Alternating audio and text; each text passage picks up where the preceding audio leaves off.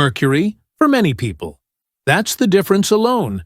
And whether you have high blood pressure or not, a cup of coffee or 3, the morning that you're going to get your blood pressure checked can add anywhere from 5 to 25 points to your blood pressure reading. And that doesn't mean that you have high blood pressure. It just means that they checked it after you'd have 3 cups of coffee. That's going to make your blood pressure temporarily higher. But it does not mean that you have hypertension. The next thing is being cold. If you're just in a really cold room, your blood pressure is going to falsely be 2 to 10 points higher than if you were in a nice, comfortable room. Room temperature setting. Many nurses don't know this. Many doctors don't know this. If the nurse is talking to you and you're replying, so she's saying, okay, if you had any new medications, starters stopped, have you had any recent family? All that stuff's going to raise your blood pressure about to 10 millimeters of mercury just by talking while the nurse is checking your blood pressure. How many times does that happen to you in your doctor's office? If the blood pressure cuff that the nurse is using on you is the wrong size, most frequently too small, that can add anywhere from 2 to 10 points to your blood pressure score falsely. And so, make sure that the cuff size that the nurse picks is the correct size for your arm. So if you have bigger arms and they use the regular size cuff that's 2 to 10 points higher right off the bat. Now I mentioned early to being stressed, angry, upset, that can add up to 50 points. So if the nurse rushes you back to the exam room and does not give you 10 to 15 minutes of quiet, relaxed time to get back to what is actually your normal blood pressure, that can also add 10 to 50 millimeters of mercury to your blood pressure.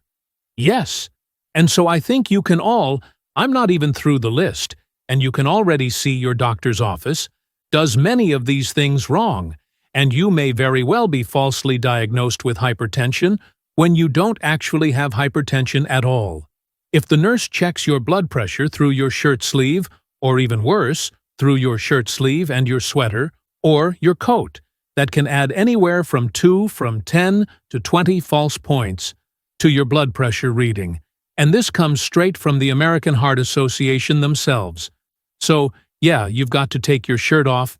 In order to get an accurate blood pressure reading, you've got to take your blouse off. Now, obviously, many nurses and many doctors' offices, they're busy. You're busy. You don't really want to get naked unless you have to. But in order to know what your real actual blood pressure reading is, there should be no clothing between your skin and the blood pressure cuff. Also, if you exercise before you take your blood pressure within the last 30 minutes, that can add 5 to 30 points to your blood pressure reading. So you can see with this list that in then thinking back about past doctor's visits, during which you may have been diagnosed with hypertension, they did multiple things wrong, that all the things that they did wrong could have potentially added up to 100 millimeters of mercury to your blood pressure reading. So now let's talk about how to properly check a blood pressure. And what I really want you to do is to buy a blood pressure cuff that checks on your upper arm. And I'm going to link to one in the show notes that's available on Amazon. It's very reliable and it's very easy to use, and you can actually check this at home, because really, your blood pressure at home, that's the number you should really be concerned about. In the European clinics, they sell to me. Even check a blood pressure in the office, unless they think that your blood pressure is super high. They want to check at home, and they'll send you home with the blood pressure cuff, because that's actually an actual blood pressure reading. So what you're going to do is you're going to get your cuff off Amazon. You're going to sit down, relax, chillax, do some debriefing, maybe turn the lights down for 10 to 15 minutes. And this may seem like a lot of rigmarole, but this is how the research is done to arrive at that 140/90 or that 120/80. If you believe in the American Heart Association blood pressure fairy.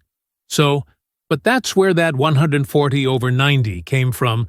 Everybody in that research study set for 10 to 15 minutes in a quiet, dark room, Then they check the blood pressure. You need to replicate that.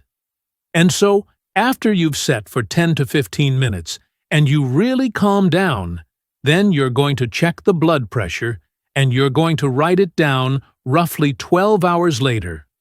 You're going to repeat that same process, and you're not going to have any clothing between you and the cuff. You're going to have an empty bladder. You're going to be in a nice, comfy room, temperature room. You're not going to be upset, mad, pissed off, upset. You're going to have slept good the night before, because if you get a bad night's sleep, that can raise your blood pressure anywhere from 5 to 30 points. Yes? And so then you're going to take that second reading and write that down. You're not going to chase your blood pressure if it was higher than you wanted it to be. Don't worry about it. Write it down and forget it. If you start chasing it and repeating, that's going to be stressful, and that's going to make it go up. So don't do that. You're going to do this once a day for somewhere between 7 and 14 days. At the end of that time, you're going to average up your numbers. That's your actual blood pressure reading.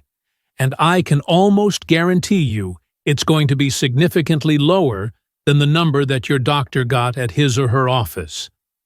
Now, you may have heard of the Cochrane Library.